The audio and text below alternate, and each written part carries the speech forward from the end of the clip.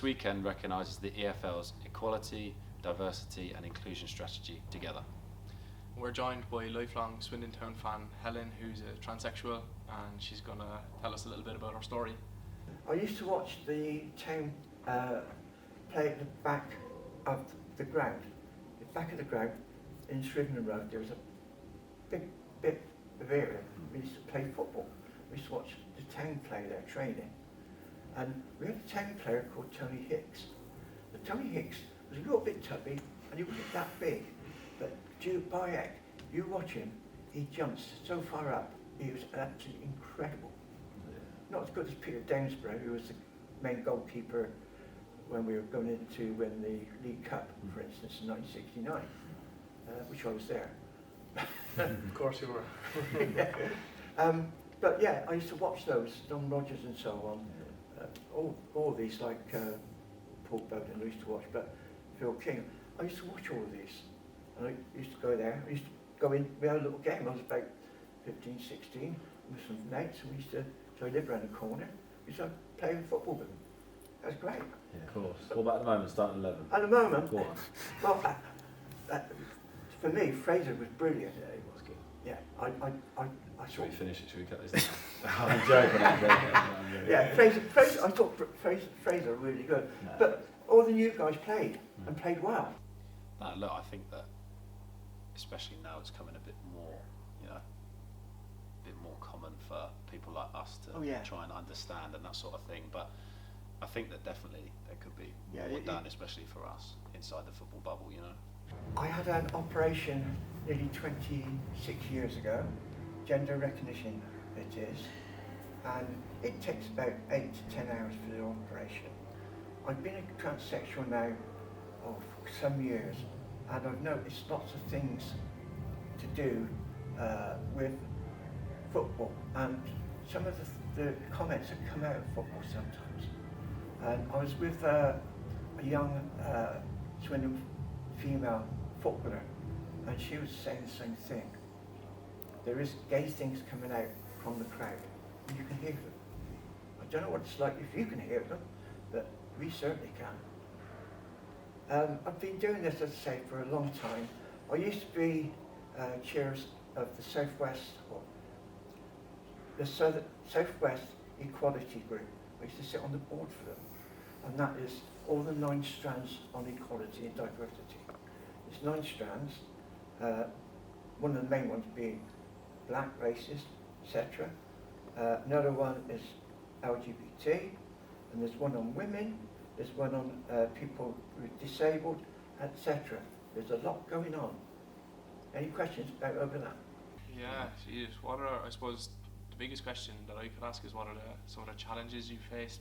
Well, the challenge is before I transitioned, you're going through lots of things before you get to there. Because what the system is, first of all, you've got to go to your doctor. Most doctors haven't a clue about transsexuals or anything like that. You then get the doctor to go to the local psychiatrist.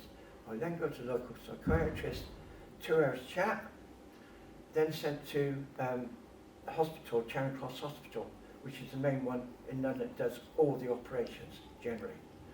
If you go private, it's probably Brighton and London now and again.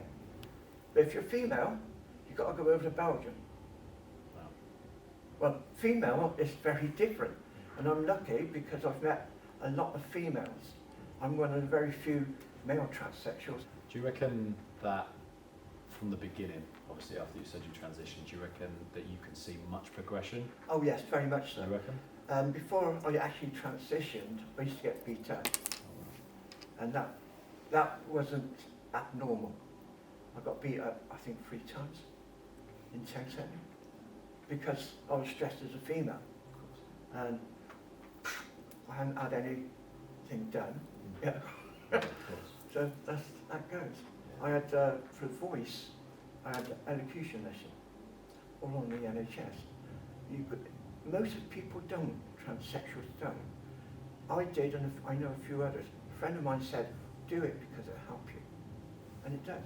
What is elocution, if you don't mind me asking? Well, what you're doing, they're changing the voice. So my voice can be high up or very low, but you get to this happy medium in the middle. And once you get there, you're finished. I had 8 weeks of doing that. Right, okay. Sort of helps your confidence and have that sort of... Yeah, well, I've always been confident, I'm very of course. confident. Yeah, of course.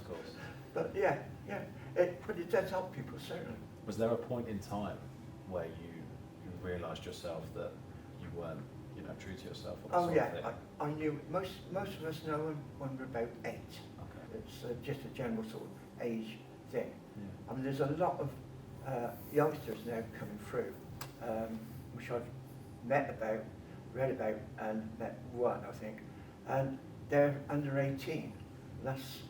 They can't have anything to do to them unless they're over 18, because 18 is the cut-off point. There'll be loads of like youngsters and Well, stuff watching this. So like, what advice would you give to any youngster struggling or?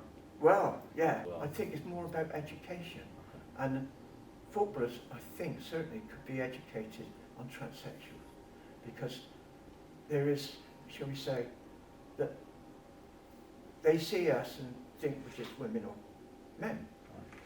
But sometimes the voice will come out. When I speak on the telephone, for instance, my voice comes out, it amplifies. So you've got to be looking to research, because being educated will help you. It gives you a lot of things you don't know about, and you can pass it on. No, look, personally, I think for me, probably for Connor as well, look, it's one of those areas in football that's not spoken about enough. And, No, I know. We're not educated near enough as we should be. So hopefully in the future, with people like yourself, you ever want anything, just let me know. No, for sure we will do. But I'll be looking over when I'm we're playing here next Saturday. You'll see me there for sure. And I think we can do more as a club. And it's all the clubs. As I say, some of the bigger clubs, and I know Bristol Rovers. I've been in touch with Bristol Rovers. Incredible people like you to come forward and to help us out. So I'm very open. I don't give a toss. No, good. No. So with your help, hopefully we can educate a lot more people. Yeah. When anybody said anything, fine. Water off the duck's back. Yeah. But no, I really appreciate you coming. Yeah, thanks for coming, Helen. Thank you very much. I was only doing stuff. Very nice. Good. Probably going to do that when I get home. I'm only 5 minutes away.